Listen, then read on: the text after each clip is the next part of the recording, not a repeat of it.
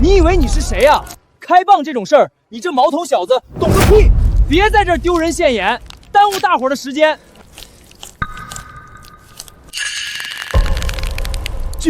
天然金南珠。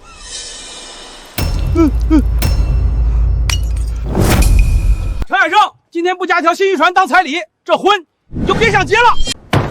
光一条船可不够，还得再加2000块钱下车礼，1对金耳环，少1分。这婚也别想定。就是我闺女长得这么俊，嫁过去难道要喝西北风？彩礼不到位，门儿都没有。大海哥，这也太多了吧！海生家的情况大家都知道，他拿不出来的。苏婉清，你闭嘴！你是我朋友，到底是站哪边的？到底拿不拿得出来？拿不出来就滚出林家！林小燕，你跟赵东海什么关系？村里谁不知道？逢年过节一起赶集，码头仓库一待就是到半夜。你当村里人都是瞎的？你胡说！我跟东海那是男女之间的纯友谊。海生，兄弟跟嫂子清清白白，你怎么能血口喷人？行，那你俩敢不敢现场投圣杯？只要圣杯证明你们清白，那我陈海生就当场跪下给你们磕100个响头，敢不敢？不敢。那这门亲事，我陈海生退了。你个穷鬼！你之前的彩礼钱呢？想赖账？彩礼？你妹妹肚子里那份功劳可记不到我陈海生的头上。这喜酒还是留给那个真正干活的人去喝吧，我可当不起这个冤大头。陈海生，你放屁！你污蔑我！我咒你这辈子都找不到老婆！你个绝户头！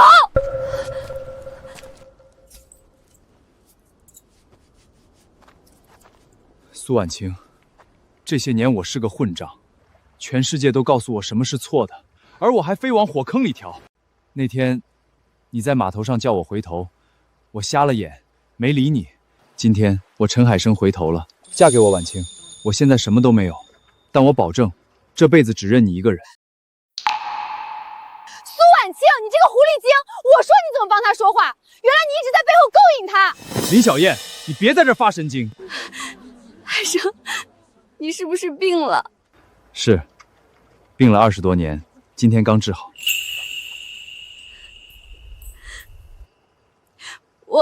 我愿意。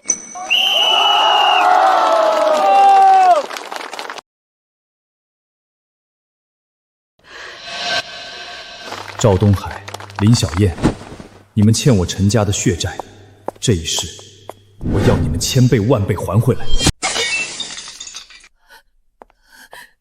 他到底怎么知道这件事？我不知道，我才1个多月，我自己也刚查出来，连我妈都没告诉。爸，陈海生那个畜生退了婚，还当众抽我的脸，我让陈家在渔村消失，以后他家打的鱼1斤都别想进咱水产站。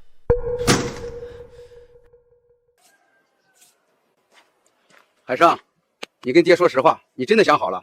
怎么突然就转了性子要娶婉清了？爹，难道您不喜欢婉清做您的儿媳妇？喜欢，咋能不喜欢？那姑娘打小就往咱家跑，心眼好又勤快。爹是怕你以前那股子倔劲没过，委屈了人家。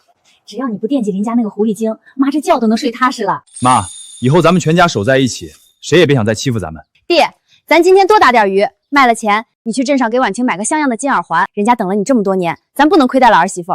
走，今天咱们父子俩加把劲儿，一定要给未来的儿媳妇买个最好的见面礼。德望叔，赵站长放话了，你们陈家往后的鱼水产站1斤不收。凭什么？全家就指望那点鱼活着，得罪了人还不自知？问问你家那个能耐儿子去吧。当众造谣小燕，赔礼道歉加5000块精神损失费，少1分，今天我就拆了你这破屋。赵东海，你自己心里清楚，那是不是造谣？1分钱都没有。滚！别打了，你滚开！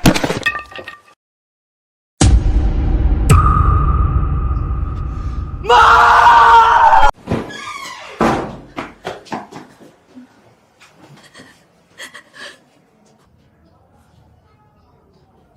高烧40度，后脑勺磕出的血肿压住了神经，这情况耽误不得，得立刻用药压住血压，不然命就保不起了。周叔，您先救人，药费我现在就给你。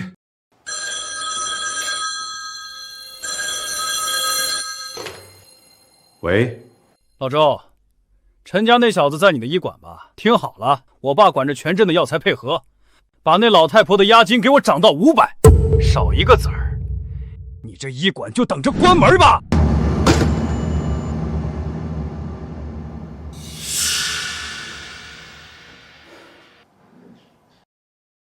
小陈，情况有变，这药现在缺得厉害，押金和药费一共要500。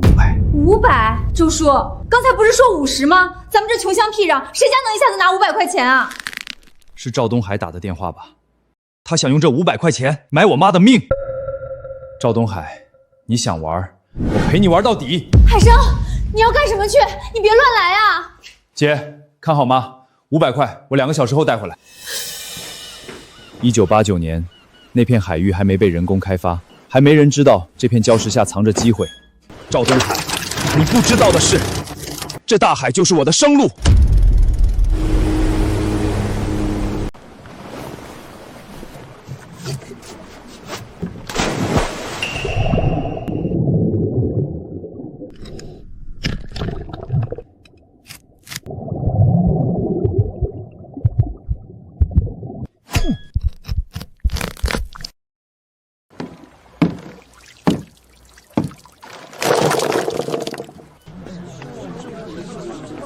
这不是陈家那个退婚的穷小子吗？赵家都发话不收他的鱼了，这是走投无路，上岸来演戏了。瞧瞧你那德行，陈海生，毛都没长齐就学人开蚌，这海里的蚌可不是过家家的玩具，赶快滚回家去，别在这丢人现眼，耽误咱们码头做生意。瞧他那小胳膊小腿的，能撬得开这10几年的老蚌，怕不是在耍咱们玩呢。小子，这不仅运气不行，眼光也不行啊！这老蚌壳硬得出奇，别把自己弄伤了，到时候还得医馆治你。要不算了吧，别在这出洋相了。我开我的蚌，不关你们的事。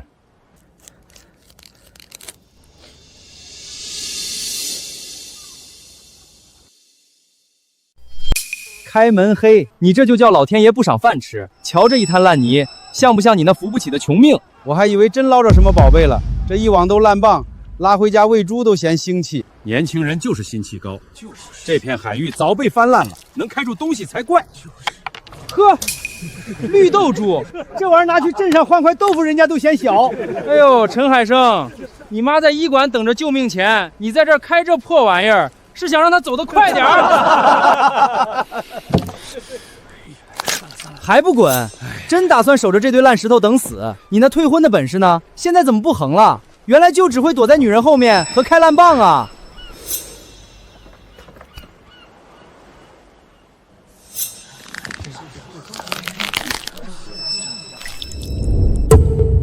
等会儿，正源白珠，这光泽是极品男珠，正源大白珠，还有罕见的粉珠，这光泽少说值个400-500块。这颗我要了，我出600。600？你打发叫花子呢？我出800。小兄弟，我是镇上进店的，这钱你拿着，珠子给我。成交。这小子祖坟冒青烟了，捡了800块，够他救命了。开出一颗就真当自己是海龙王了。陈海生，赶紧拿着这800块回去给你妈买棺材吧。等一下，最大的一只还没开。你这孩子是疯了吧？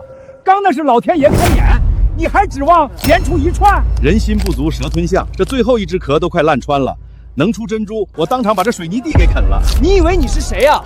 开蚌这种事儿，你这毛头小子懂个屁！别在这儿丢人现眼，耽误大伙儿的时间。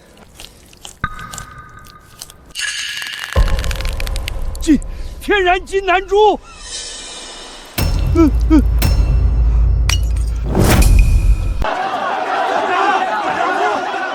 我出1000，卖给我。我出2000，现金结算。我出3000，我出5000。陈海生，这5000买你这颗珠子，够你在镇上盖小洋楼了。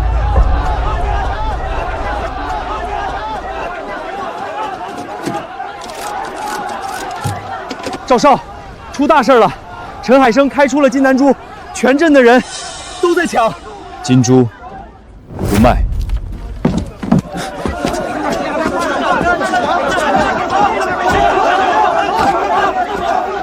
赵东海，你断了我的生路，我就用这金珠破了你的死局。这颗珠子，我会让你全家倾家荡产来赔。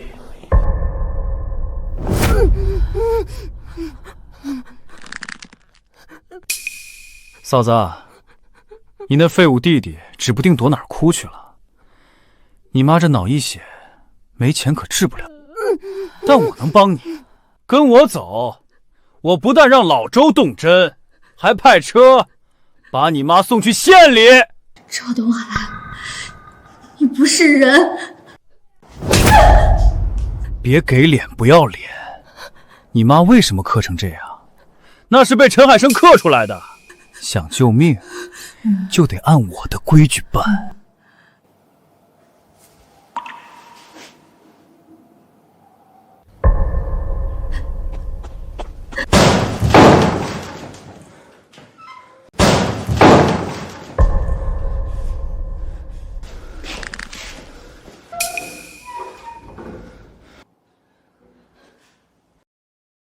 赵东海，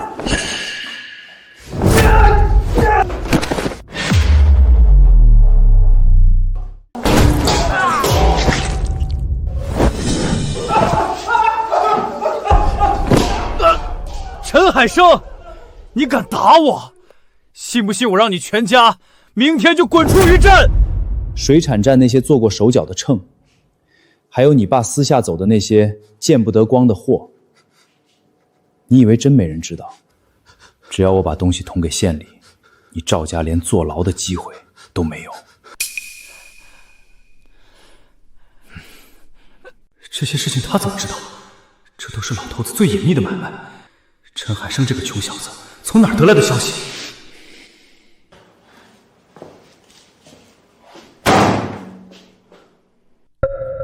这，马上给我妈退烧，用药！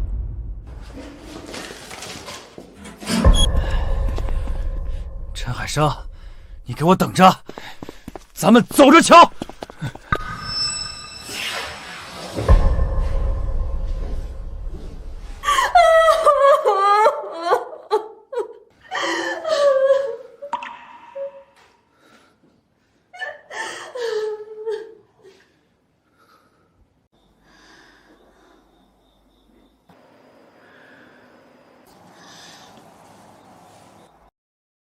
上一世，妈这一倒下就再没清醒过。这一世，800块买回了命。但赵家断了鱼路，爸的那条旧山胆，连全家吃饭都费劲。我拿什么给婉清一个家？这颗珠子能换5000块，5000块，普通渔户要拼2年命。如果只是花了，它就是死钱。但如果种下去，1989年。那是邺城建省的春天，别人眼里是穷渔村，我眼里是30年的财富路线图。婉清，我妈交给你和我姐了，明天一早我要出去一趟。去哪儿？去挣钱，给你，给我妈，给全家人挣一个真正的以后。去吧。这里有我在。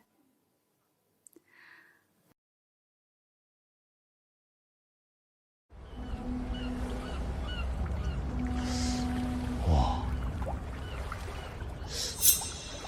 小伙子，这珠子你若肯跑一趟南海，少说能多卖1000块。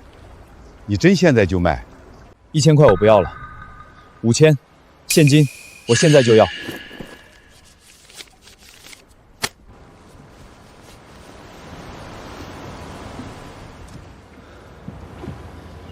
明天会有批从南沙回来的远洋船，因为冰柜故障缺冰，6块钱的石斑会跌到2块5。后天南海大酒楼开业抢货，价格会翻到15块。上一世我看别人发财，这一世这第1桶金是我的了。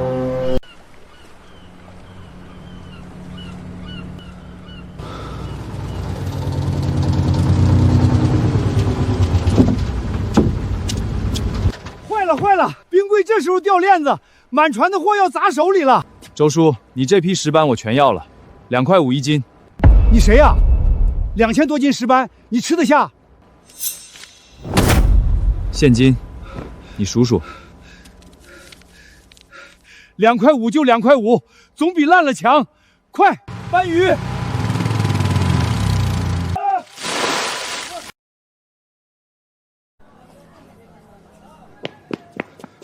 石斑鱼呢？开业宴马上开始，你告诉我，整个南海的石斑都被人截胡了。经理，赵德发那边说，全省的货都被大客户订走了，咱们现在去抢也来不及了。要是今晚的开业宴砸了，咱们全得滚蛋，找不回鱼，你就拿命去抵。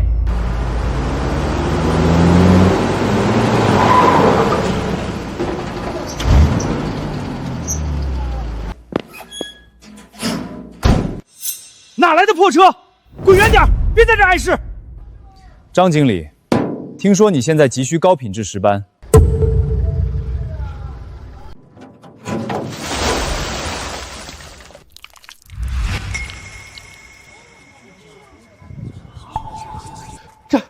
这鳞片还亮着，全是刚下船的顶尖货，15块，我全部都要了。小兄弟，你这货救了我的命。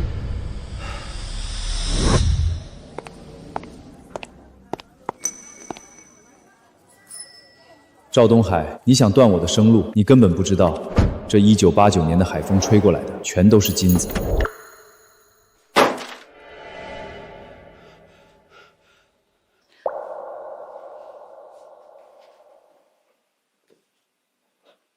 这全是真的？这都是倒卖石斑挣的？运气只是一方面，爸，赵家断了咱们的路，那咱们就自己干。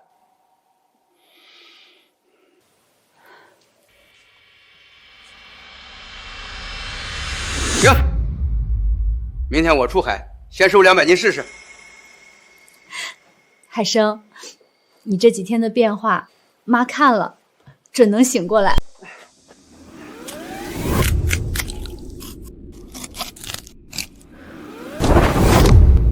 海生，你这手也太快了吧！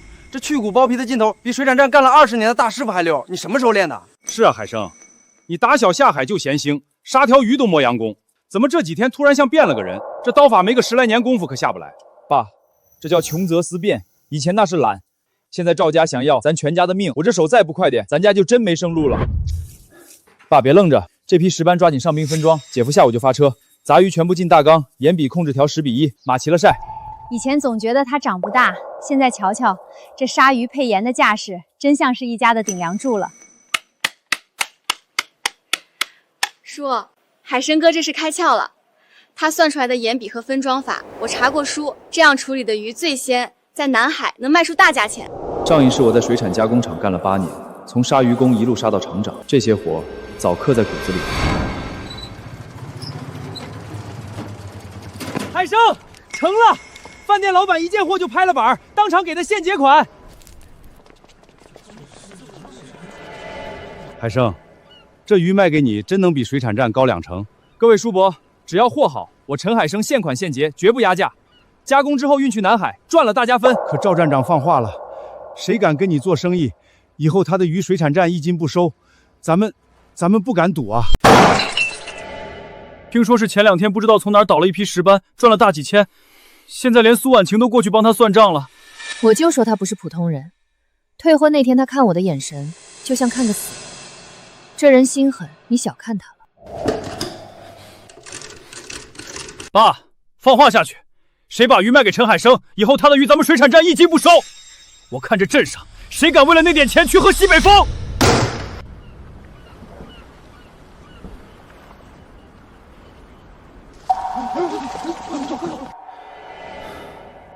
赵家的动作比我想象中还快，供应链被掐断，光靠我爸那条船，加工生意撑不过3天。我记得村口老刘头好像跟赵东海的关系一般。你别来找我，我跟赵家虽然不对付，但我家几10口人指着这几条船吃饭。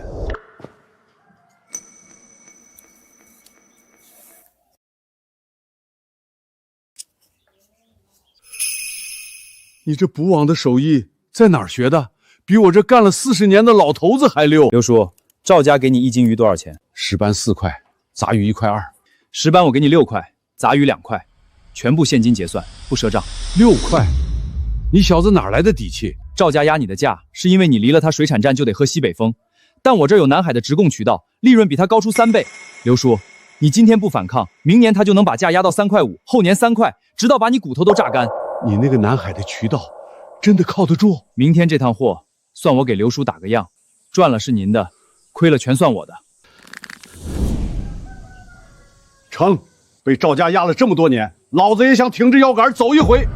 明天船回来，鱼全是你的。德旺，你家海生真是神了，这辈子光顾着给赵家打长工，头一回觉得这鱼是为自己杀的。我是老了，跟不上他的脑子，但他那股子狠劲儿，倒像是咱老陈家传下来的。上一世，这片渔村的人一辈子被赵家捏着，谁也不敢反抗。但其实他们不是怕赵家，他们是没有别的路可走。我要做的就是给他们另外一条路。这车鱼哪儿来的？走哪个渠道？有没有市场准入证？什么准入证？我就是送货的，几家饭店都等着急用呢。没有准入证不让进，这是南海的规矩，黄老板定的规矩。把车开走。大哥，通融一下。这日头太毒，冰化了，这车鱼就废了。听不懂人话，不让进就是不让进。有本事找你家老板来跟黄总谈。姐夫，别慌，看好鱼，别让冰化了。我现在过去。上一世我跟这个人打了10年交道，他是有脑子的商人，控制着南海大半的海鲜流通。赵东海搬出他来，说明赵家慌了，但也说明从现在开始，对手升级了。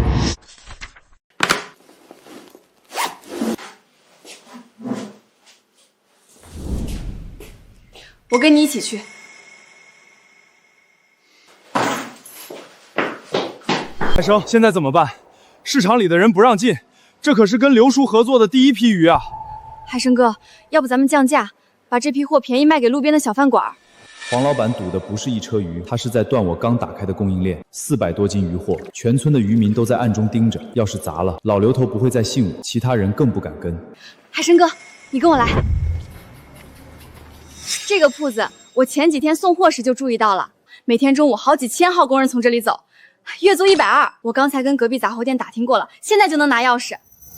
这条巷子上一世3年后会变成全南海最火爆的海鲜一条街。起步的那个人靠一间小铺面赚了第一个100万，几千号工人每天中午从这里过，有钱没时间，家门口有新鲜便宜的鱼，谁还骑车去菜市场？晚清找到了一个他自己都不知道有多值钱的黄金位置。这铺子拿下。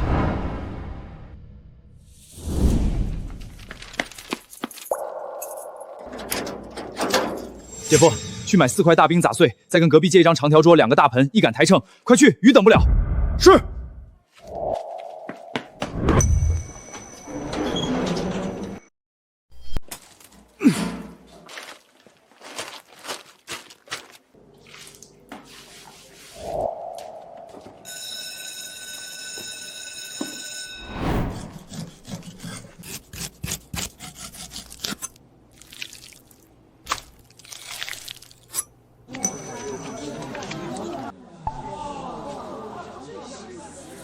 这刀法太神了吧！小伙子，你是哪家大酒楼的掌勺厨师吧？不是厨师，是渔民，从小在船上杀鱼长大的。各位大哥，用手指按一下这块肉，瞧见没有？按下去立刻回弹，这叫指弹肉，说明是今天凌晨出海现杀的活鱼。如果是隔夜的死鱼，按下去就是一个坑，根本弹不回来。你们去菜市场买鱼，10条里有几条能弹得回来？10斑鱼8块1斤，8块，菜市场最少卖12，你这靠谱吗？你在菜市场花12块买1条鱼，其中有6块钱都是塞给中间商。我们渔嫂海鲜是渔村直供，凌晨出海，上午到你手里，中间不过任何人的手，所以只要8块。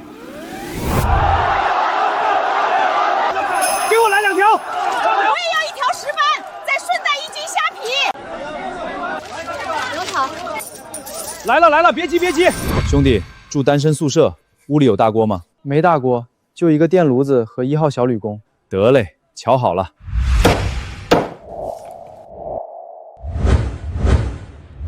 回去把电炉子捅开，开水上锅蒸10分钟，别的调料什么都不用加，直接吃。你连料都帮我配好了？渔民手艺，顺手的事儿。老板，这也太方便了！你也给我这么弄一份，不用洗，不用切，带回家直接蒸。行，加1块钱手工费。想要什么口味您直说。上一世这玩意儿叫预制菜，30年后是价值几千个亿的超级大市场。但在1989年的南海，我只要比所有人早想到这一步，就能把黄老板的封锁彻底撕烂。小伙子，你这鱼新鲜，成色好，能不能每天都稳定供应？我们机械厂食堂每天有200多号人要吃饭。能，每天凌晨出海，上午加工，中午前一准送到你食堂门口。石斑杂鱼对虾，你要什么品种，我调什么品种，价格比你现在的进货渠道低2成半。成。明天早上你先送20斤石斑、10斤杂鱼到1分厂后厨。大厨要是点头，以后全从你这儿拿。没问题。但我有个条件，你们隔壁那些国营电子厂的食堂主管跟你是老同学吧？能不能帮我引荐一下？你小子连这都知道？行，只要你的货硬。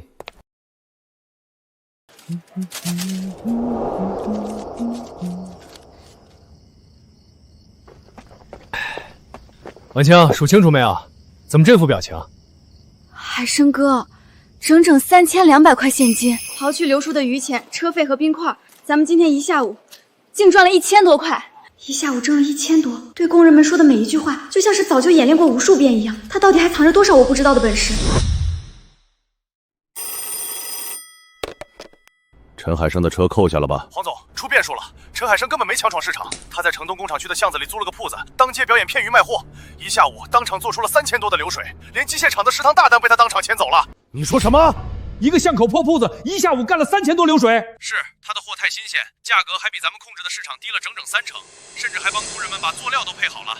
照这个速度发展下去，城东那几家工厂的后厨怕是要被他全盘端走。让人死死盯着他，从明天开始，他每天进多少货，跟谁接头，流水是多少，一笔一画全部给我记下来。老子倒要看看，在南海这片海里，到底谁才是真正的龙。海生哥，今天好多工人围在铺子外面看，可最后摇着头没买。他们说天天住宿舍没厨房，做鱼太麻烦，要是有一种不用开火，拆开就能直接吃的海鲜就好了。不用开火，直接吃，这不就是30年后产值上千亿的预制菜与即食海鲜吗？看来是时候操练起来了。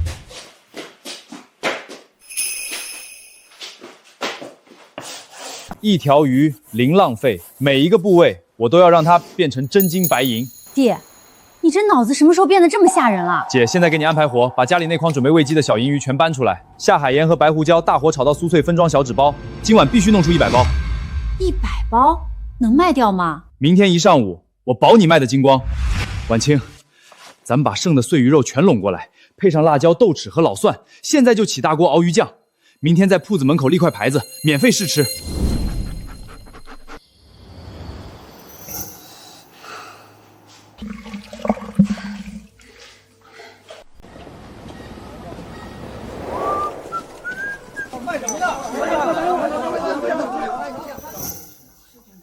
老板，你这整的花里胡哨的，把姜葱蒜都配好了，这鱼包回去电炉子蒸蒸，当真的好吃。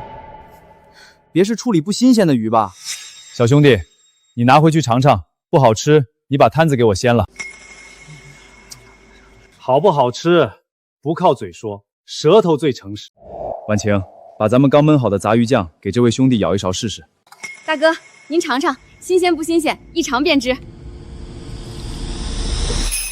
这味道也太鲜了吧！那姜葱蒜焖的入味，一点腥味都没有，简直绝了！老板，这酱给我来3瓶，不5瓶，我宿舍那帮馋鬼肯定抢着要。真这么好吃？让开，我也试试。给我来2瓶鱼酱，宿舍兄弟们都用着这玩意儿下饭呢。我要3个鱼包，不用开火直接蒸。今天也犯个懒。我也要2包银鱼干，拿回去给我家老头子当下酒菜。口碑就是最好的活广告，只要跨出这免费试吃的一步，让这朴素的道理绕过中间商，直接征服吃鱼人的舌头，黄老板的封锁就彻底成了笑话。海生哥，总流水5600，净利润3500块，这简直是抢钱啊！这只是刚开始，明天开始银鱼干加到300包，鱼酱20瓶。另外，姐夫，明天跟我去城东准备盘下第2家店面。开新店，咱们哪来那么多源源不断的活鱼做加工？今晚回村，你看一眼就明白了。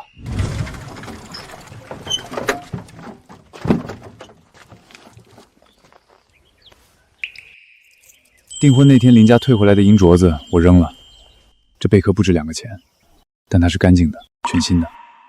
海生，你这几天好像天底下的事儿什么都瞒不过你，什么大生意你都能做。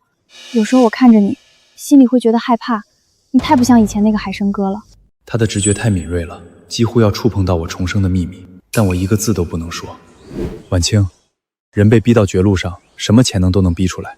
我只是再也不想看到你，还有我妈我姐，跟着我过半分提心吊胆的苦日子了。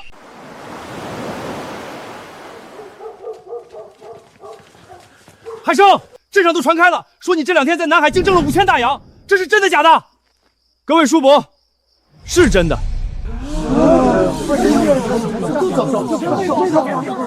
海生，赵家水产站那帮小子压榨了咱们一辈子，我们以后能不能也跟着你干？好，只要大家信得过我，以后的鱼全部卖给我，价格比赵家白纸黑字高出整整2成，现款现结，绝不赊账。我老刘头拿几10年名誉担保，海生这孩子办事实在，跟着他干，今天送货，今天就能数票子。大家别再给赵家当孙子了。姐，把咱家西边空屋腾出来当加工厂，连夜雇村里的妇女切鱼、炒银鱼干、熬酱，咱们陈家的供应链今晚就给我全面开工。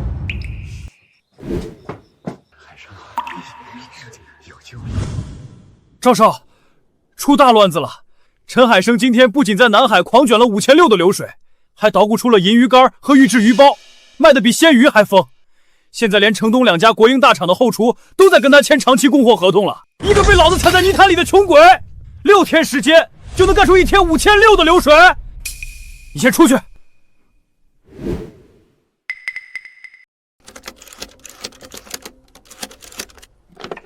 黄总，陈海生这小子已经在南海站稳脚跟了，不能再看下去了，咱们必须立刻动手砸了他的饭碗。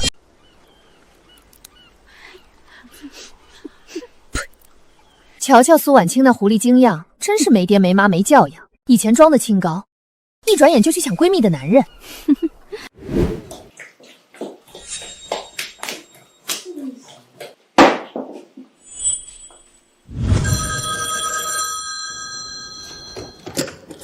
婉清，林小燕在村里到处编排你，现在加工厂里那几个婆娘都在拿白眼看人，连话都不跟咱说了，气死我了。姐，我知道了。海生哥，他知道这事儿吗？他去城东送货还没回村，我还压着没告诉他。婉清，你别听那帮碎嘴婆娘瞎说，姐绝对信你。姐，我没事儿，先挂了。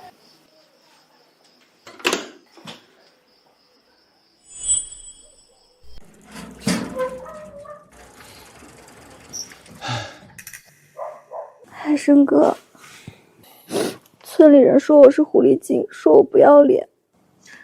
你在乎吗？不在乎是假的。我从小在村里长大，没爹没妈，以前全靠奶奶和小燕姐。现在小燕姐带头骂我，其他人跟着戳我的脊梁骨。海生哥，我是不是真的做错了？婉清，以前我是个混账的时候，你在码头上叫我回头，我当了瞎子聋子，没理你。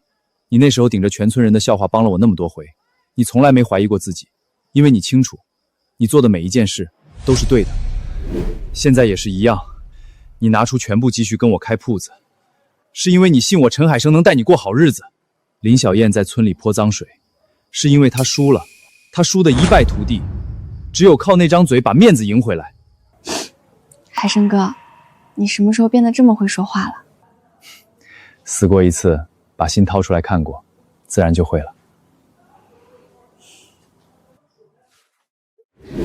明天的鱼几点送到？凌晨5点，准时到。那我明天4点半就开门。他越想让我垮，我越要赚得让他眼红。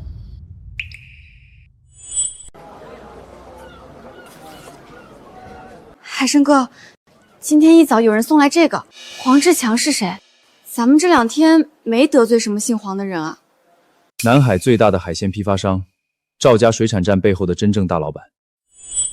那你要去？他肯定是因为咱们抢了那3家工厂食堂的客源，摆的是鸿门宴。去，我不去，他也会找上门来。主动去，至少在场面上，是我陈海生给了他黄总一个面子。陈老弟，年轻有为啊！短短几天，赤手空拳在南海城东扎下这么深的根，不容易啊。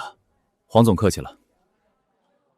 小打小闹，在您这位南海海鲜大户面前，真是不值一提。小打小闹，老弟太谦虚了。你这一闹，生生挖走了我市场档口守了3年的3家工厂大食堂。陈老弟，南海的规矩定了30年，谁进货谁出货，走哪条渠道，账目都是焊死的。你一个渔村出来的毛头小子，绕过水产站和批发市场，自己搞直销，你觉得其他人会怎么看？黄总，您说的规矩是指赵家在水产站用2.5块强收渔民6块钱的鱼，转手在南海卖15吗？年轻人有冲劲儿是好事，但你信不信？只要我黄志强一个电话，明天你就续不到铺子，进不到一条鲜鱼，甚至连城东冰场的1块碎冰你都买不着。黄总，您能掐断我的碎冰，但您断不了我的海。海里的活物是老天爷赏的，他不姓黄，更不姓赵。而且，黄总在南海做了30年生意，名誉信誉是您的命根子。但如果县里有人知道您在城东3号仓库里悄悄存着的那批来路不太干净的货，您觉得您的信誉和脑袋还保得住吗？当然，我今天来不是找麻烦的。您做您的传统批发大渠道，我搞我的直供零售，我们各走各的路。但如果您非要为了赵东海那种货色来踩死我陈海生，那就不是做生意的玩法了。哈哈哈哈哈，有意思，真是太有意思了。你小子骨子里根本不像个渔民。黄总，生意场上见。黄总，这小子太狂了，连3号仓库的秘密都摸到了。要不要今晚让人去？先别动他，这小子背后一定有高人指点，给我死死盯着他，看他接下来还能在南海这片海里翻出什么天大的花样。海生，你把南海的铺子全扔给婉晴一个人，婉晴一个姑娘家哪里撑得住那么大个摊子？爸，你把心放肚子里吧。南海的铺子早就彻底走上正轨了，现在他一个人就完全能独当一面。我这次连夜赶回来，是要带你们开始推进咱们陈家真正的长线大计划——南猪养殖。先别提养什么猪了，德旺，你快看，这地方浪大能掀翻小船，平日里咱躲都来不及。这底下居然密密麻麻全是附着在石头上的大野蚌，在这打了半辈子鱼，要不是海生带路，谁敢把船往这鬼见愁暗流里开呀？爸，刘叔，这片海域水流急，暗礁多，一般人确实不敢来。但正因为水流冲刷劲大，海水盐度高，这里养出来的珍珠品质全椰城最好。养珍珠，你懂这个？你个毛头小子，连县里大厂的技术员都折在这上面，你从哪听来的这套词儿？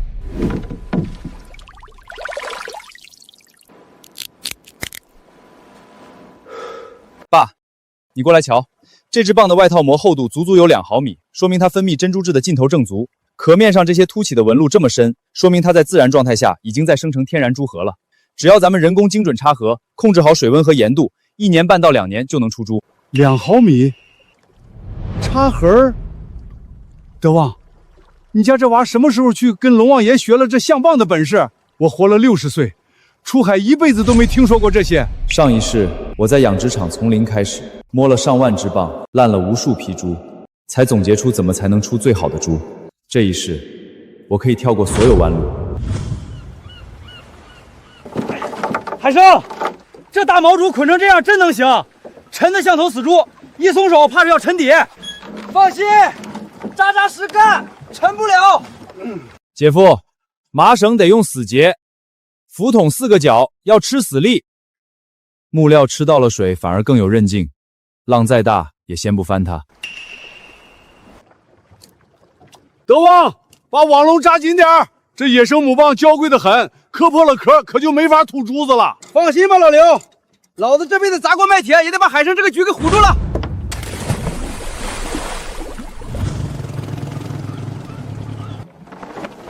上一世，我在这片海上白活了30年，打鱼卖鱼，被赵家压价，被黄老板盘剥，一辈子弯着腰给别人干。这一世，这片海是我的牧场， 3年之后，这些蚌里会长出全椰城最好的南珠。到那时候，赵家和黄家加起来，在我眼里都不够看。但3年太久了，在珍珠长成之前，我必须靠海鲜铺子和加工厂源源不断的赚钱养活这个局。而赵东海和黄老板绝对不会给我3年的安生日子。暴风雨，怕是马上就要来了。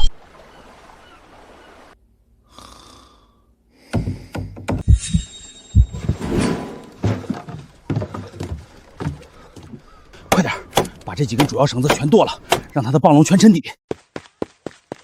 操！岸上有人冲过来了，手脚麻利点。哪来的贼？老子今天活包了你们！别管他，缆绳断了，快发动马力，走！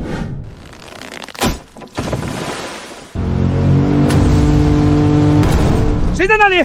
睁开狗眼看看这是谁的地盘！老刘，给我直接撞过去！小贼，老子今天把你们全开炮了，塞进海里喂鱼！有大船，快走，快！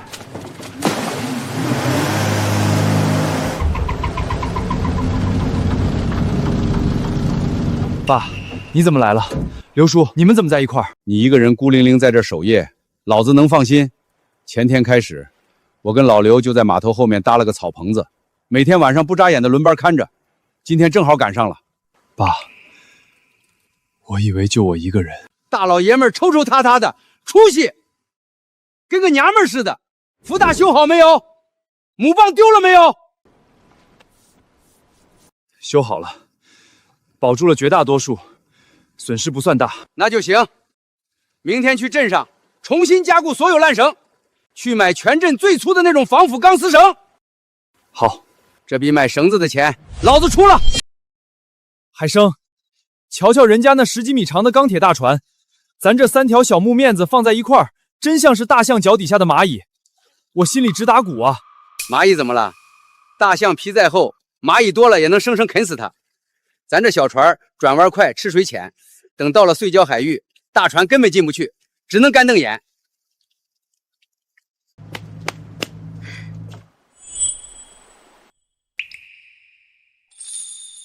海生哥，早点回来，南海的铺子有我守着呢。今天开渔第一网，我等你的新鲜石斑下锅。放心吧，你在岸上瞧好了，今天一收网，今晚保准让你数钱数到手软。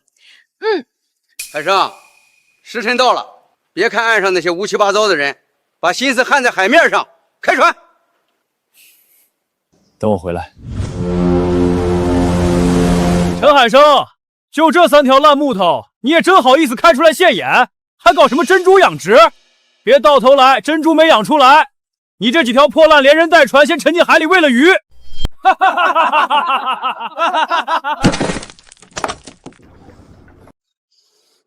赵东海，你少在老子面前放屁！有种你下船来试试！姐夫，开稳你的船。狗对着海浪叫，海浪什么时候理过狗？陈海生，你骂谁是狗呢？你找死是不是？赵少爷，开渔节的头一网最重要，小心海风太大，你们收上来满网的垃圾。咱们走着瞧。赵少，跟个要饭的穷渔民废什么话？黄总说了，过了今天，这片海就由不得他蹦跶了。赵东海，你笑吧。等我第一批南珠出水的那天，你连跪在老子面前哭的资格都没有。海生，前头风浪开始大了，咱们往哪个方向？爸，往碎礁海区全速前进，那底下有咱们全家老小的翻身的本钱。今天咱们抢个好彩头！这是我重生后第一个开渔节。15天前，我什么都没有，现在我有了城东的铺子，有了3个铁杆兄弟，有了正在生长的珍珠牧场，有了开始信任我的渔民，还有一个拿命信我的女人。这只是个开始。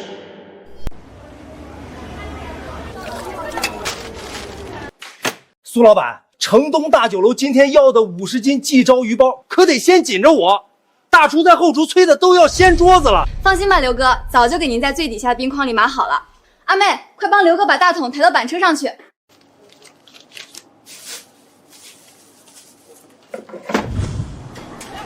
天里，秀兰姐跟着海生干，俺上个月光是提成就拿了整整300块，比以前私塾的赵家水产站强了10倍都不止。俺家男人现在天天给俺端洗脚水。那可不，只要大伙儿手脚勤快、干净，海参绝对不会捆带任何一个自家兄弟。2个月，刨掉所有收鱼的人工和运费，净利润就将近3万块，加上晚清在南海那边的总店，手里的现金流总算稳住了。但水产品加工只是个提供流动的现金流，盘子大不到哪去。真正能让陈家彻底翻身的，是那片礁石海底下正在黑水里玩命长肉吐丝的珍珠浮牌。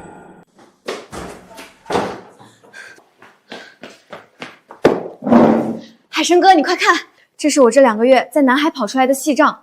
咱们巷口的总铺子现在彻底稳了，但光守着一家店根本吞不下南海这么大的盘子。我想在南海再开2个新门面，一个死死定在城东，一个狠狠插进城南的工厂去，把那边的后厨和家属院全盘接过来。我脑子里刚冒出来的商业概念，晚清的执行力比我上一世高薪聘请的任何一个精英团队都要快、准、狠。开，你想怎么砸就怎么砸。城东、城南2个新门面，全部由你一个人全盘操刀，以后铺子的事儿，你说了算。废物！整整2个月了，你眼睁睁看着陈海生那泥腿子变成镇上的陈老板，现在村里10几户骨干渔民全跑去给他当狗，咱家水产站的渔获一天比一天少，老子怎么生了你这么个没用的东西？黄总，陈海生那畜生已经在南海连开3家店了，2个月前他还是个连老娘医药费都掏不出来的穷鬼，现在竟然爬到老子头上来了。我听说他最近在大张旗鼓的搞珍珠养殖。对，就在村外那片礁石海域，他搭了整整1排大木浮牌，里面全吊着网笼。珍珠这盘棋倒是有意思了，小打小闹卖几条死鱼烂虾我懒得管，但珍珠这条线背后的利润大得很。你今晚多带几个人去给我摸清楚他的养殖规模、具体海域坐标，最关键的是去查查他手里到底有没有县里特批的正式承包手续。陈海生，你以为你真赢了？你赢的不过是卖鱼的蝇头小利。南珠这盘大棋，没有公家的红头文件，你拿命也接不住。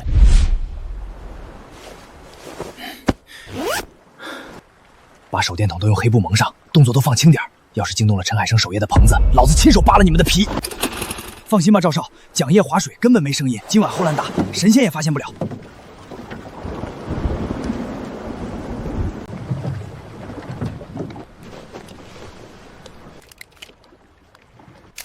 数清楚了没有？这一排到底钓了多少个大网笼？4个大方格，整整48个老棒罐子。坐标东经110度24分，北纬20度08分。够了，只要坐实了他非法占用公海海域，没有审批手续，黄总一个电话就能让县里把他的福大当场炸了。走，回航。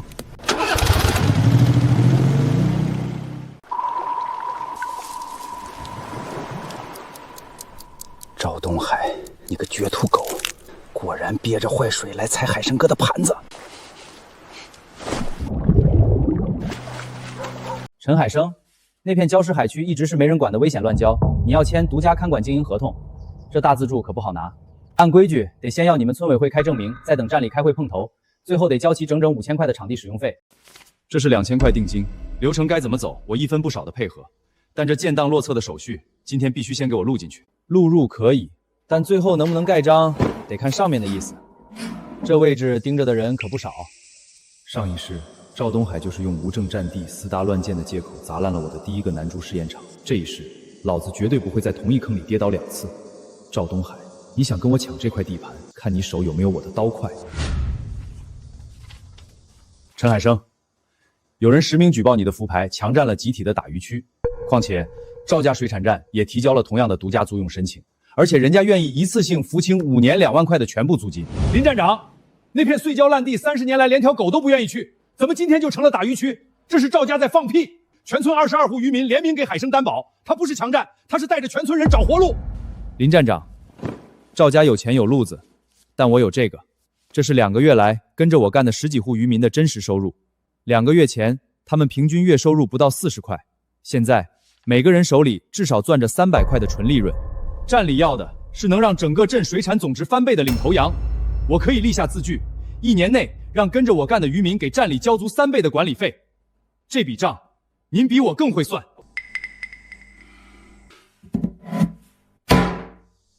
成了。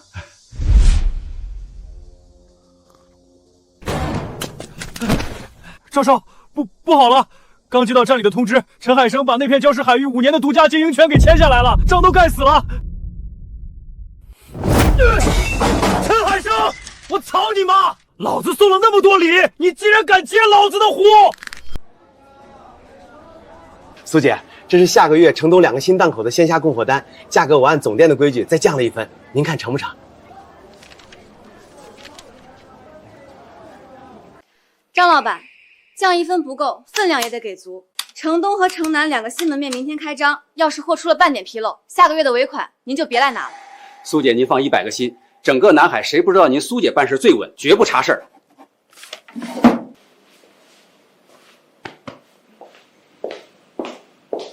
奶奶临终前说过，这就是我妈娘家的老店。苏家3代做珠宝南珠生意，后来出了变故家散了，我妈也私奔去了渔村。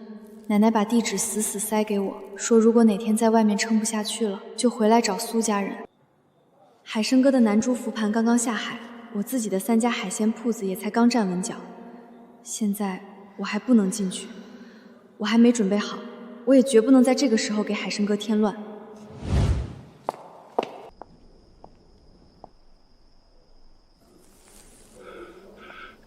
这身段，这执拗的脾气，真像他亲娘阿如啊！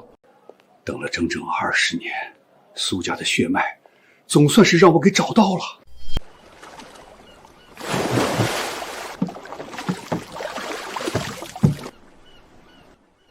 才1个月，珍珠质就包了这么厚，照这势头，最多1年半，第一批极品南珠就能出水。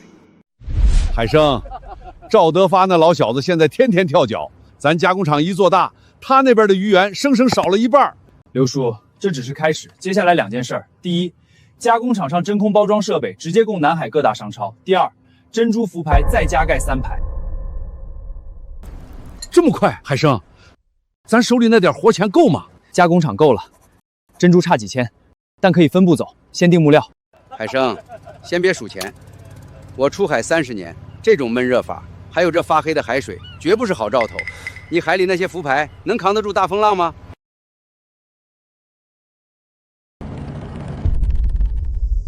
这天色，我想起来了，上一世就是在这个月，一场突发特大台风横扫东海岸，连预报都没有，好几个村的船全翻了。爸和姐夫就是在这场台风里出远海送了命，最后只捞回来姐夫的尸体，爸连骨头渣子都没剩。这一世，他们没出远海，命保住了。可要是风暴砸过来，我的珍珠浮盘怎么办？跟着我干的20多户渔民的木船怎么办？同志，帮忙查一下记录，最近这2天南海周边到底有没有发台风预警？台风？你想多了，最近的通报写得清清楚楚，天气稳定，全海域都适合出海打鱼，连个大风浪都没有。现在的气象技术分辨率太低了，根本预测不了这种神出鬼没的突发台风。上一世那场泼天风暴，就是因为预报没跟上，才害死了那么多人。既然我这次重生，就不会让他重蹈覆辙。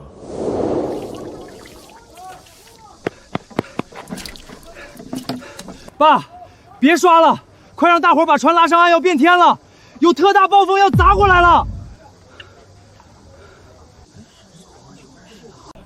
海生，你发什么癔症？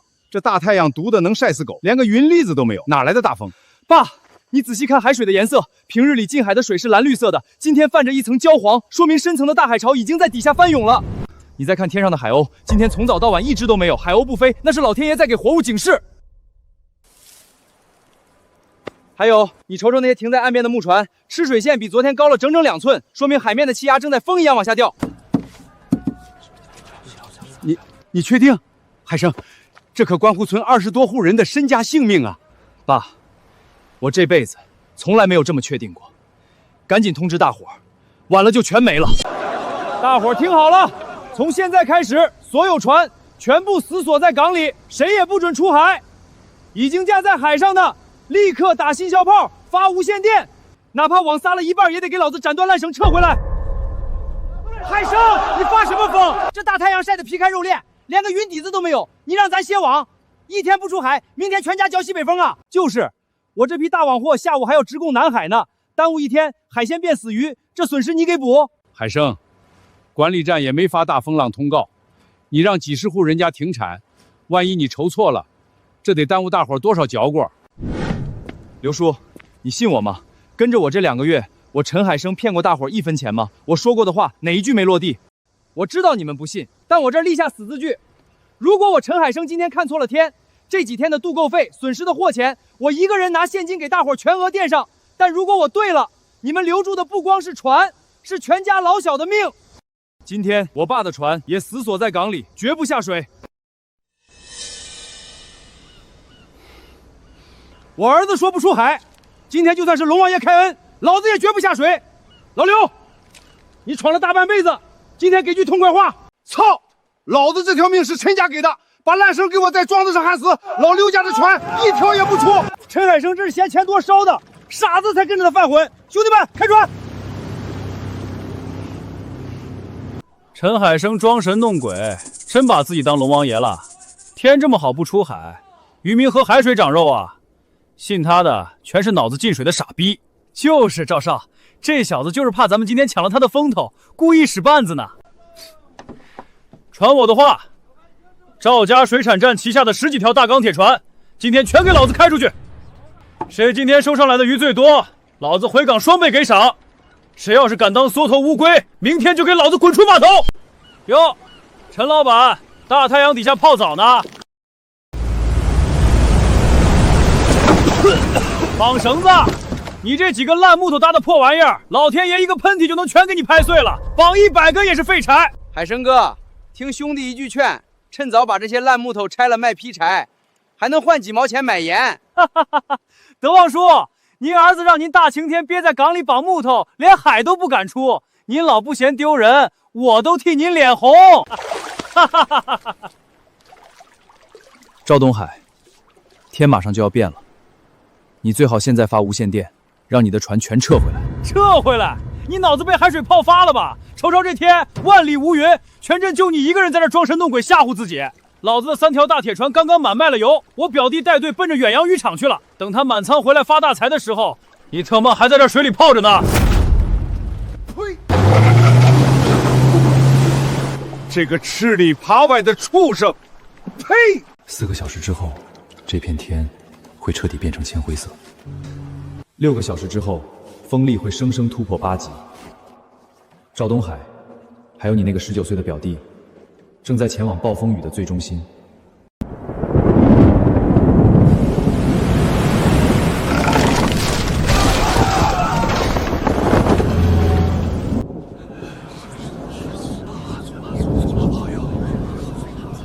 变天了，海生，你说的每一个字全对上了。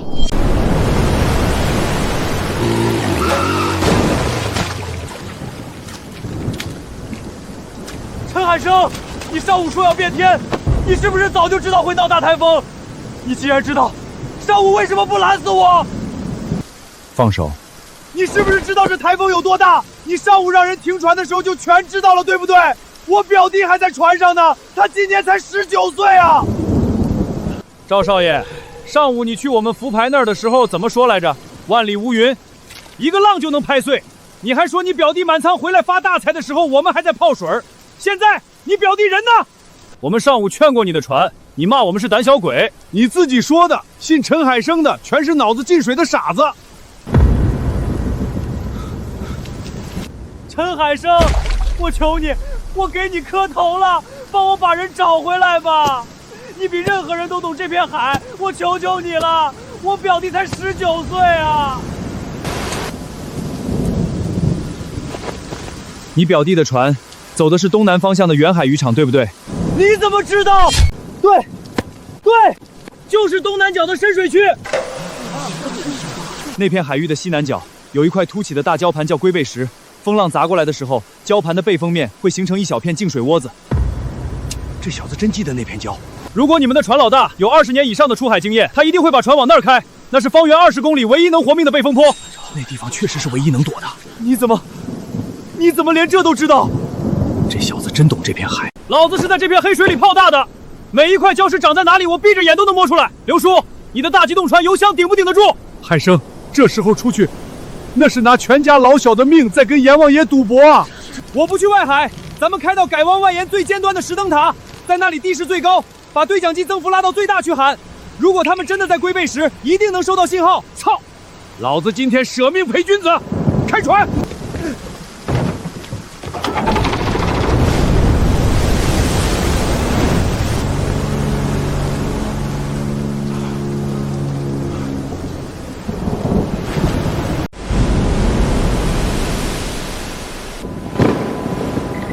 龟背石附近的船只，听到请回答。这里是渔村码头，听到请回话。赵家铁皮船，听到请回话。收到，这里是赵家2号船，我们在龟背石背风坡，3条船都在。大水把发动机浇灭了，我们回不去了，海生救命啊！听好了，龟背石西北方向有一条隐藏的碎礁水道，宽度足够一条船过。等下一波大浪落下去的瞬间，顺着水道全速划桨冲出来，贴着海岸线往北切，从港鸥回口进港。那里是背风面，浪小，听懂了没有？收到，收到。西北水道，北口进港。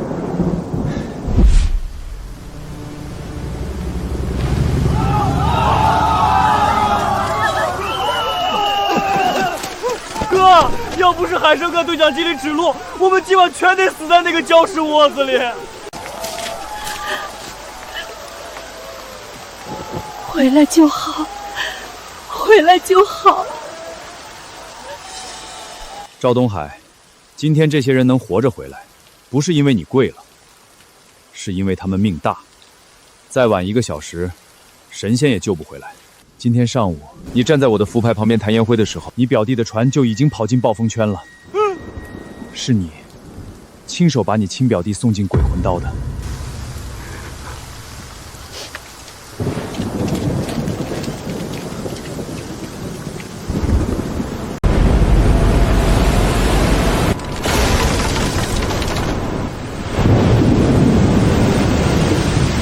刘叔，压水舱在加重，用生铁块死死坠住，烂绳要吃不住劲儿了。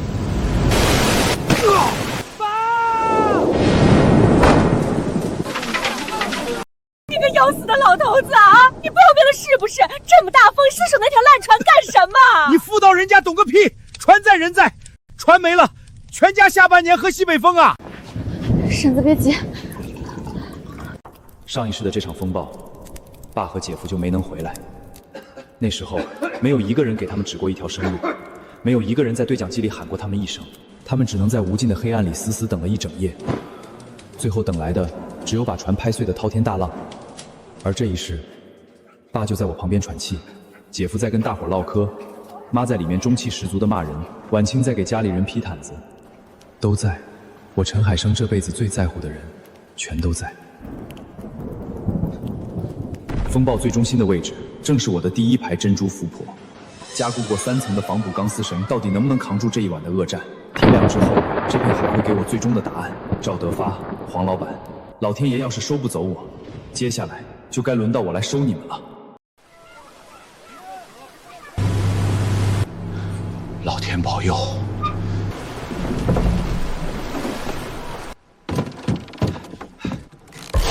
沉的，没空，棒全都在。海生，地下的宝贝网子还在不在？刘叔，扛住了，全活了。海生，以前俺怕赵家报复，只敢当缩头乌龟。昨天要不是你，村里那7条人命全得填了海。从今天起，俺这2条木船的渔获全供给疆场，谁拦着，俺跟谁拼命。对，跟海生干，赵家算个什么东西？跟着他，迟早得绝户。赵家早晚完蛋。大伙说的对，我老刘家3条机动船，以后海生指哪儿就往哪儿开。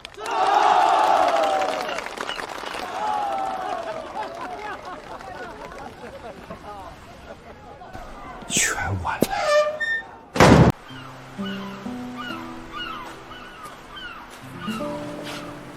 海生哥，加工厂和浮牌都还好吗？都还好，浮牌保住了，最重要的是，大家全都在。怎么瞧着你今晚笑得这么怪？因为上一世，同样的风暴刮过来的时候，我失去了这片海里所有在乎的人。海生哥，你这胡咧咧什么呢？什么上一世这一世的？你是不是昨晚在灯塔吹风冻坏了？没糊涂，我是看大伙都活得好好的，心里高兴。海生，快带婉晴回来喝碗热鱼粥。从昨晚到现在，你肚子里连1粒米都没落进去。弟，你别吹了，先吃饭。这一世的劫，老子接住了。粥要凉了，你们2个小崽子快回来，再不来粥就喂狗了。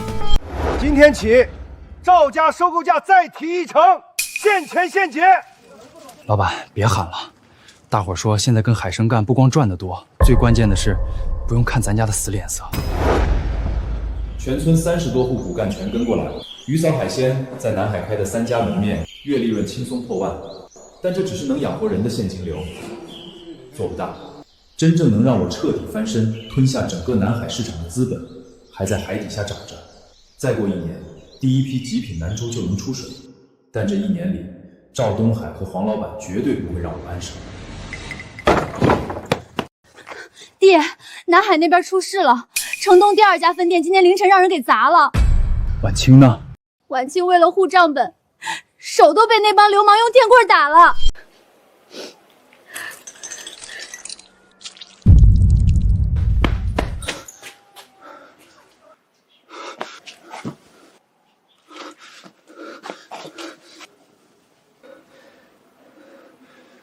谁干的？3个戴黑口罩的，提着钢管进来，一言不发就砸。隔壁开杂货铺的老板说，他们砸完就上了一辆没画牌的黑色面包车。绝对不是赵东海，他在码头跪了那一下，没这个胆子。是背后的黄志强。台风过去这1个星期，他一直没动静，不是想通了放过我，而是在暗处死死盯着我，等我放松警惕，狠狠咬我一口。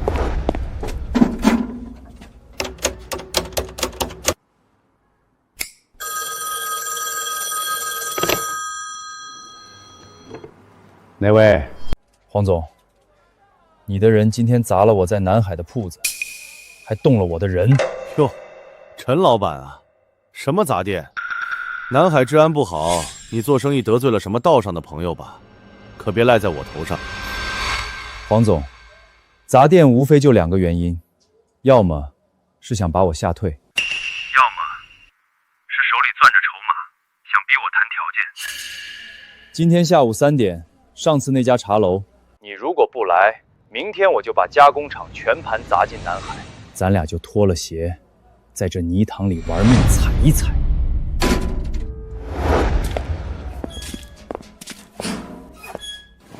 婉清，你带2个姑娘留在店里，下午找2个木匠把门人重新装好，把地给我洗干净。海生哥，你下午要去哪儿？明天早上5点，这家店照常给老子开门营业。我要让满大街的供货商和姓黄的狗腿子睁大眼看看，砸了也没用。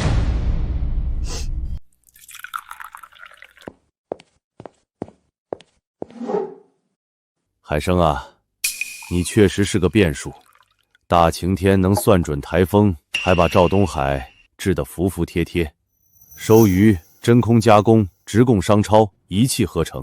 但我今天只谈1件事：你砸钱搞零售，绕过我的渠道收鱼，这些小打小闹我都能忍，但你背着老子去搞南猪养殖，我忍不了。南猪市场多大，你懂不懂？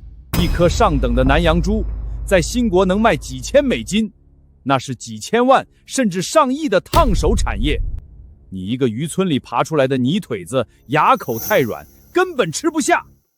我的规矩，珍珠福牌我占6成干股，你出技术，出你手里的海面独家供应权，我出资金，出新国的红顶渠道。上一世，黄老板就是用的这套借鸡生蛋的狠招，表面上投钱进来占大分股，等养殖场做大了，再做一盘假账，找个由头把我直接踢出局。我亲手建的第1个南猪公司，最后生生改姓了黄。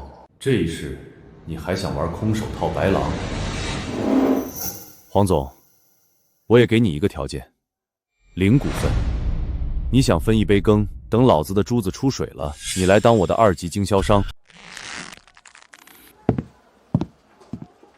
陈海生，你那独家经营合同是镇里于业账批的，镇上的事情，老子一句话就能让你变成废纸一张。黄总，也送你一句话：上一个动心思抢我东西的人，台风夜里在码头的泥水里跪了整整2个小时。你可以现在去试试，你的膝盖骨有没有赵东海的硬。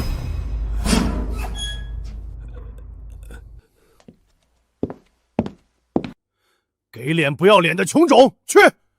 立刻动用南海所有的路子，给我死死盯着他那份承包合同，哪怕是一个错别字，也得给我抠出漏洞来。是，黄总。那赵家那边，去把赵德发那老东西给我叫来。赵家虽然在码头塌了台，但他们在镇上经营了20年，关系网还在。有些陈海生防不胜防的阴招，得借赵德发的手。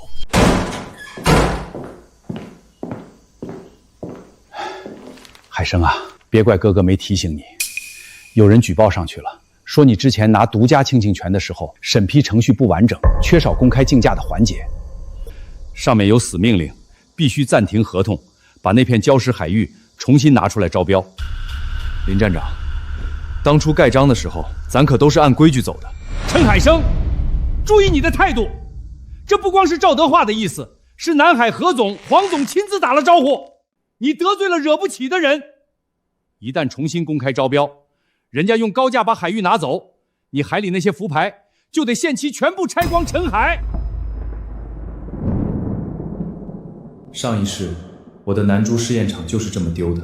黄老板动用上面所有的关系，生生搅黄了我的合同，然后靠着财大气粗公开招标拿走海域。那时候我没钱、没关系、没靠山，只能眼睁睁看着心血被抢。这一世，我手里那点卖鱼的炼金流根本不够跟身家千万的黄老板拼刺刀，在镇上我也毫无根基，但我手里有他们谁都没有的王牌。我知道那片海域底下埋着的是几千万的泼天富贵，黄老板只是在贪婪的瞎猜，而我是100%的确定，想在重新招标上用钱砸死我。好，那老子今天就找个比你更有钱、更有势的泰山，活活压死你！海生哥，你一宿没睡，镇上的手续真的卡死了。婉晴，你之前跟我说过，你奶奶临终前交代，你妈是南海苏家的人。是，奶奶是这么说的。海生哥，你怎么突然问起这个？苏家3代在南阳和邺城之间做的是全省最大的珠宝南珠生意，对不对？黄老板想跟老子玩一锤子买卖，用钱抢海域。现在咱不去求镇里。婉晴，收拾东西，带上奶奶的地址，咱们去南海骑楼老街接你娘家人回家。海生哥，我妈当年是私走的，跟家里闹翻了。这么多年过去，他们万一不认我怎么办？婉清，看着我，你今天不是来求人的，是来认亲的。苏家做了3代珍珠生意，只要有你在南海支起的店，加上咱家那片顶级棒场，他们就绝不会放手。丫头，孩子，你长得真像你亲娘阿如啊！老天爷开眼，总算让我等到苏家的独苗苗了。我真名叫周德顺，是你外公当年的关门大徒弟，后来在兴国做了20年珠宝生意，晚年回邺城，一直在暗中留意苏家后人的消息。周爷爷，那我外公他们呢？苏家在兴国做了3代南珠大贸易，你外公是掌门人，你妈当年私奔后断了联系，你外公伤心过度，几年后去世，兴国的生意被合伙人分了。但是有一样东西谁也分不走，苏家在东南亚南珠行业里攒了3代人的泼天信誉和顶级人脉。你外公当年是南洋珠宝商协会理事，海外那些只手遮天的老家伙们至今还死死认得苏记这2个字。周老前辈，有苏家这块金字招牌，再加上我手里那片能吐出顶级南珠的礁石海域，南海黄老板那点下三滥手段，怕是要到头了。小伙子，南海黄老板黄志强，黑白两道通吃，手黑得很。你凭几排破符牌、几句漂亮话，就想借苏家的名号去跟他硬碰硬？周老先生，您在南阳做了20年珠宝，瞧瞧这个。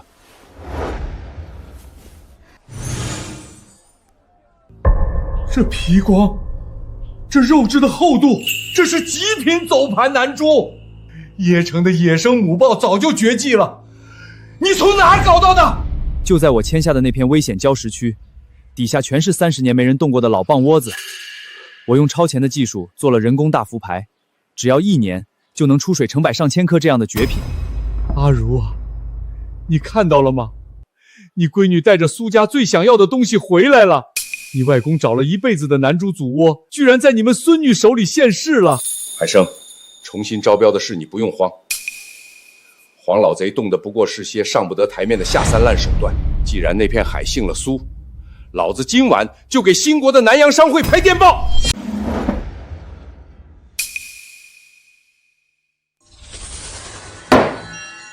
苏记南洋商行今天正式复号，明天一早，我亲自带省里的外资考察团去镇管理站。我要以南洋华侨回乡投资、抢救非遗南珠的名义，把那片海域办成涉外重点保护项目。黄总，您放心，林站长那边已经把暂缓通知书死死按在陈海生头上了。明天下午公开竞价招标，您的资金一到，陈海生那几排浮盘立马就得当成非法建筑被砸个稀巴烂。干得不错，转告林站长，事成之后，南海的厂子有他一成干股。陈海生一个翻不出浪的泥腿子，明天老子要在竞价场上用钱活活砸断他的脊梁骨。陈海生，明天一过，老子让你跪在码头上，把昨天的账100倍给老子吐出来。黄总，林站长安排好了，3天后召开海域资源利用座谈会。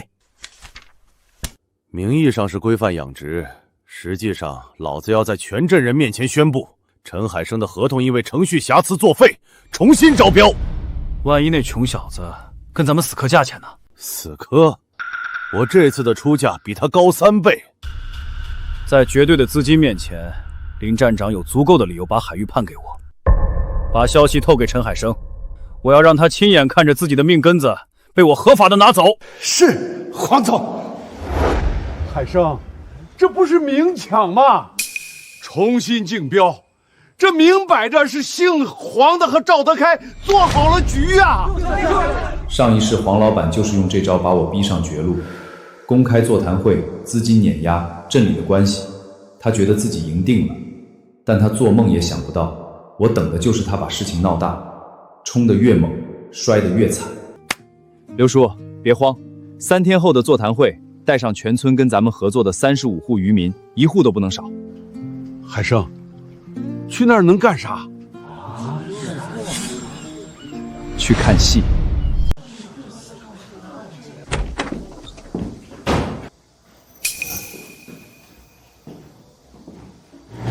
来了也白来，我出价比你高3倍，林站长早就喂饱了，今天就是走个过场。有人反映陈海生承包的海域程序有瑕疵，建议重新招标。现在请双方发表意见。我黄志强愿意出年租金3万元，竞标10年承包权，总计30万。同时承诺3年内投资不低于50万用于开发。陈老弟，你打算出多少征啊？黄总画的饼很大，但我问大伙儿一句，他的80万砸进来，你们能分到1分钱吗？他是做批发的，拿了海域，珍珠只会走他个人的档口，跟你们没1毛钱关系。他还会把海权围上铁网，不准你们的船靠近1步。但如果海域还在我手里，每一户合作的渔民都是珍珠厂的股东，珠子出来了，利润大伙按比例分。这不是我一个人的海，是咱全村人的海。没错，没错，凭什么让资本家生吞了？哼，够了！做生意讲的是实力，南珠是出口货，你一个泥腿子有国际渠道吗？没有大渠道，你养出来也不过是一堆不值钱的死蚌壳。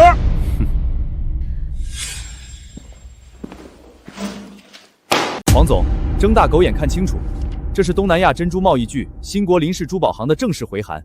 这是林氏珠宝发来的定金意向函，预付5万美金，折合人民币近20万，已经锁定第一批男珠的优先采购权。上面盖的是正式钢印。第2封马亚国意向函，第3封相国意向函，3个国家3家珠宝巨鳄。黄总，你刚才跟老子谈什么渠道差距？这不可能！你一个穷渔民，怎么可能认识新国的珠宝商？我叫周德顺，书记南洋商行椰城最老的男珠品牌，书记在东南亚经营了3代人，林氏、和风都是我们的老客户。黄先生，你要跟书记比渠道吗？这片海域现在涉及重大的外资合作开发项目，按照规定，已有外资意向的海域不宜变更承包方。镇里决定维持原承包合同，继续生效。你们，黄总，算了，撤吧。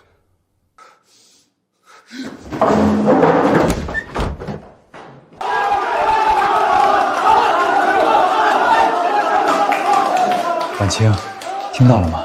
你外公的100年老字号，今天被咱活活接回来了。